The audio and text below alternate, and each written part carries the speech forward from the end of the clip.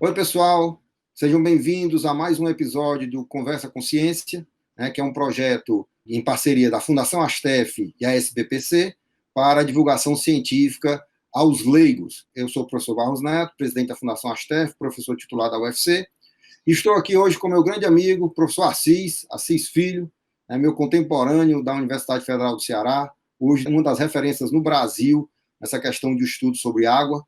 E eu queria aqui agradecer aqui a disponibilidade dele estar aqui falando conosco sobre os projetos que ele vem tratando, que eu acho que tem muito a ver conosco aqui no estado do Ceará, que é a questão da água, certo? Então, bom dia, Assis. Muito obrigado mais uma vez aqui por você estar conosco. E eu queria que você falasse um pouquinho aí sobre o projeto lá da COGER que você tem, que é um projeto de discussão da locação de água, né? Que está sendo realizada em parceria da UFC com a SRH. Por favor. Primeiramente, é uma grande alegria estar aqui com você, Barros Neto, pessoa que eu tenho um carinho muito especial. Obrigado, Barros, aqui pelo convite para participar dessa nossa conversa hoje pela manhã. Tem um projeto do programa Cientista-Chefe, que é um programa que a FUNCAP está mobilizando no Estado, e ela tem uma das áreas que é a área de recursos hídricos. Então, nessa área de recursos hídricos, a gente está desenvolvendo alguns projetos, entre eles esse que é um projeto com a COGER, com a Companhia de Gestão de Recursos Hídricos, e é um projeto que eu reputo de muita importância, que é o projeto de alocação, rever e analisar e aprimorar o processo de alocação de água no estado de Ceará. Mas o que é alocação de água é o primeiro ponto, talvez, que precisa esclarecer, né? A alocação de água é o seguinte: o ano aqui no Ceará é dividido em duas partes. Na primeira tem a possibilidade da chuva, na segunda é a certeza da seca. Então, toda a água que a gente vai ter disponível no estado, ela vai ficar guardada nos reservatórios em julho. E em julho a gente tem que decidir se a gente vai usar água esse ano ou quanta água a gente vai ter que guardar para o ano seguinte, porque aqui também tem outro detalhe. É igual lá o José do Egito, né? Tem anos úmidos e anos secos. Então a gente tem que guardar água dos anos úmidos para os anos secos. Então a gente tem uma decisão que é assim: quanto a gente guarda para o ano que vem, quanto a gente usa de água esse ano. Então, para fazer isso, a gente tem uma reunião em julho de todo ano com a sociedade civil, usuários de água, poder público estadual, municipal, federal, eles se reúnem, né, nas bacias hidrográficas, que a gente chama de comitês de bacia, para poder decidir quanta água vai para o ano que vem e quanta água fica esse ano.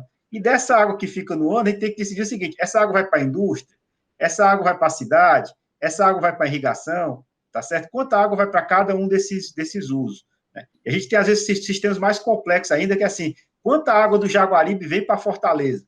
E esse processo de tomada de decisão, que sempre se procura construir consenso, às vezes ele é um pouco conflituoso, né? Porque o Jaguaribe não quer mandar água para Fortaleza, né? Principalmente se for para a indústria, né? Eles querem usar água lá. Então, o que é que a gente está fazendo? A gente está agora estudando, uma equipe multidisciplinar, que junto o pessoal da engenharia, o pessoal das ciências humanas, né, o pessoal das ciências da natureza, junta todo mundo num grupo só multidisciplinar para poder reavaliar e aprimorar esse processo. Então, o que é que a gente vai estar fazendo? A gente está fazendo vários estudos. Tem um tal lá do estudo hidrológico, né? Que é o quê? A gente vai olhar tudo que foi medida de vazão em rio, todos os rios do estado, a gente está olhando, revendo, local por local, quanta água está passando em cada uma daquelas seções de rio que chegam a água para os reservatórios, para saber o seguinte: quanta água tem mesmo disponível? Quais são os riscos e as incertezas que a gente tem quanto a essa água que está chegando nos reservatórios? Então, para isso a gente usa medida, mas só que a medida é caro. Então, a gente não tem medida nos 154 reservatórios do estado de Ceará. Então, o que é que a gente terminou tendo que fazer? Transportar a informação de um lugar para o outro. E para fazer esse transporte da informação da vazão de um lugar para o outro, a gente usa um negócio chamado modelo, né, que é umas equações matemáticas lá que vão ajudar a gente a fazer esse transporte de informação de um lugar para o outro. Então, a gente está revendo e analisando os riscos com, digamos assim, métodos muito modernos, os mais modernos que temos agora, para rever essa quantidade de água, essas afluências, né, essa quantidade de água que chega nos reservatórios. Para, a partir daí, a gente rever quanta água mesmo esse reservatório consegue disponibilizar, qual é o risco que a gente tem de disponibilidade hídrica desse reservatório, para poder fazer com que a gente tire só o que pode tirar mesmo, né? Então, a gente está fazendo isso, está fazendo também aí, analisando o processo de tomada de decisão. Como é que é esse processo de tomada de decisão nos comitês de bacia? Qual é o procedimento que a gente podia ter para reduzir mais ainda conflito, né? O que a gente tem que fazer, por exemplo, no ano seco, para poder fazer com que a decisão dos comitês, a decisão que foi tomada pela sociedade, ela seja garantida, né? Porque às vezes tem uma pessoa que desobedece à regra, né? Como é que você faz com que essa regra possa vir a ser cumprida? Né? Como é que a gente aprimora esses espaços de consenso dentro do processo de alocação? Então, por conta disso, esse é um problema que diz respeito a nós da engenharia e diz respeito ao pessoal lá da Humanas, né? Isso é interessante, Assis, porque o que você está mencionando aí, né, a ciência ela não é só matemática, física e química, né? Ela também tem outras discussões que são levadas em consideração, por exemplo, como construir essas formas de discussão, como chegar em modelos de tomada de decisão que tente avaliar diversas possibilidades e que você consiga, né? Então, eu acho que isso é interessante porque tem uma ciência também, tem uma pesquisa atrás disso aí também, não é isso? Exatamente. E hoje, cada vez mais, a gente divide em temas, né, em áreas de conhecimento na academia. A vida, ela é una, né? A vida, quando a gente vai para um problema da vida, tem que ter informação da química, da física, da biologia, né, das ciências da sociologia. E isso, desde sempre, a gente observa nessas questões ligadas à água, como esses problemas são multidisciplinares. A gente tem que ouvir o especialista daquela área, porque às vezes uma área do conhecimento pode até achar que sabe tudo, mas não sabe só né? Então você tem que ouvir os especialistas da outra área para saber qual é a dinâmica, né? E como a gente aprende com as outras áreas. Eu acho até que uma função que surge é até mesmo de um profissional que tem aí seja mais multidisciplinar do ponto de vista seguinte, tem algumas pessoas que têm que ajudar na coordenação dessas áreas, né? Como é que você ouve um sociólogo, ouve um engenheiro, ouve um físico e gera uma síntese a partir daí? Tem dificuldades, às vezes, até de cada um tem sua linguagem, né? Cada um tem sua estrutura, os paradigmas, né? seus paradigmas, seus conceitos, né? E aí você tem que traduzir uma parte na outra parte. E isso é uma questão de vida e morte, né? Como dizia o Ferreira Goulart, né? Então, assim, essa tradução de uma parte e outra parte na ciência é muito importante para a gente poder enfrentar os complexos problemas que nós temos hoje na nossa sociedade, né? E aí, no caso de recursos hídricos, a gente está juntando o problema que é o problema da natureza, porque a água ela é meio de subsistência para a vida, tá certo? Não só para a vida aquática, né? Todos nós somos água, nós viemos dos oceanos, né? Então, a gente, por exemplo, nosso corpo mesmo ainda traz água salgada, né? Então, isso na vida geral. Então, a gente precisa entender os ecossistemas, porque eles são fundamentais para prestar, inclusive, serviços ambientais para a sociedade, para a gente, né? Tem autodepuração de rio, né? Tem alimento, de produção de biomassa. A gente precisa entender também como é que se dá o processo de água, por exemplo, para a sociedade, porque a água é um insumo para o processo produtivo, né? A água, por exemplo, para beber um refrigerante, precisa de água, né? Para uma indústria por exemplo, de aço, você precisa de água para refrigerar a caldeira. A água é essencial como insumo para o processo produtivo. E ela é fundamental também para nós humanos, né? A gente não pode passar muito tempo sem beber água, né? Pode até passar sem comer um período maior até do que sem beber, mas sem beber água a gente precisa. Então, por conta dessa multidimensionalidade da água, a gente tem que trazer profissionais de várias áreas do conhecimento para poder gerar esse quadro, essa visão de conjunto sobre essa questão da água. E por conta disso tudo, e por conta da água, inclusive tem essa dimensão econômica também, a água tem conflito entre regiões, a água tem conflito entre usos, né, e usuários de água. Então, a gente precisa entender tudo isso para poder construir uma alternativa mais sustentável que gere mais benefícios para a sociedade, cada gota de água que a gente consegue ter nos nossos reservatórios, né? E outra coisa interessante ainda dessa pesquisa é que você está estudando o gerenciamento da água, né? Ou seja, não é só a construção de barragens, trabalho com os rios, mas é gerenciar, né? Ou seja, se você for fazer uma analogia, não é pensar só no hardware, tem que pensar no software. Ou seja, como é que eu acho que isso também é uma pesquisa interessante. Exatamente, porque, por exemplo, muitas vezes, às vezes até alguns colegas da engenharia pensam que a obra termina quando ela é inaugurada. Na realidade, é quando ela começa a vida dela. Né? A vida de uma obra, ela começa quando ela começa a gerar benefícios para a sociedade. E esse gerar benefícios para a sociedade requer também o quê? Uma capacidade de gestão.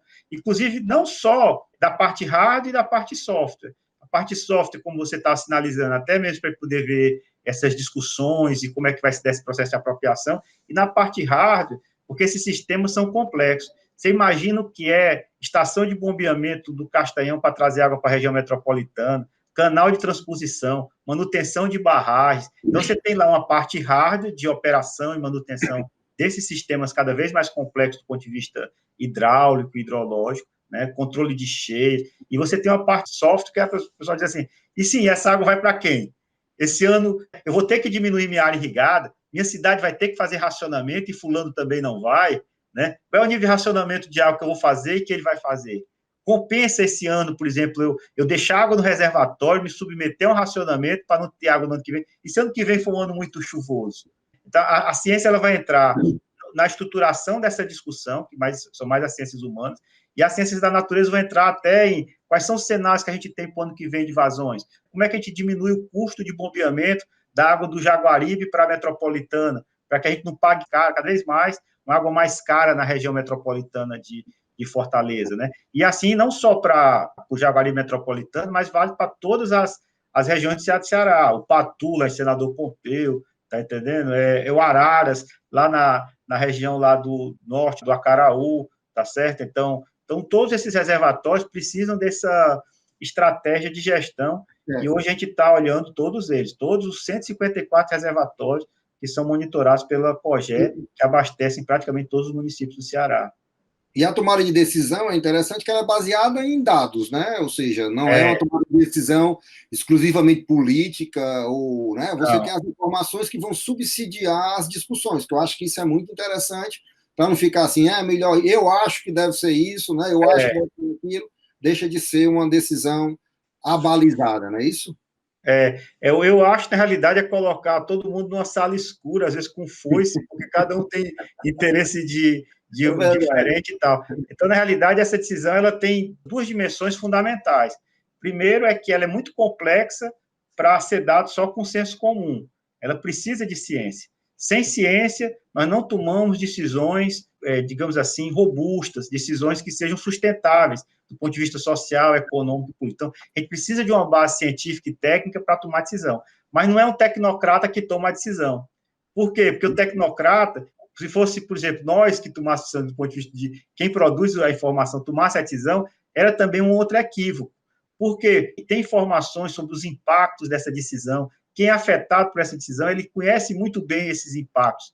E então, quem vai ser afetado pela decisão é quem deve decidir, entre os cenários viáveis, possíveis do ponto de vista técnico, qual deve ser daquelas alternativas a melhor para eles, aquela que vai ser eleita como alternativa que vai ser implementada. Então, esse processo ele tem essas duas dimensões. Uma, tem que ter base técnica e científica que informa, e tem que ter um processo político de olhar essas informações técnicas e, a partir daí, selecionar qual é a melhor alternativa.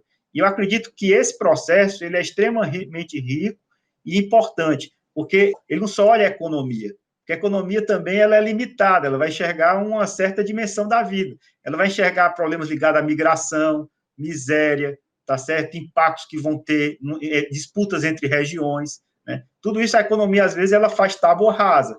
Quem tem mais dinheiro pagaria pela água. É diferente desse processo que a gente vai olhar o seguinte, se quem tem mais dinheiro pagou pela água, mas o que foi que aconteceu com o Jaguaribe se toda a água veio para a indústria?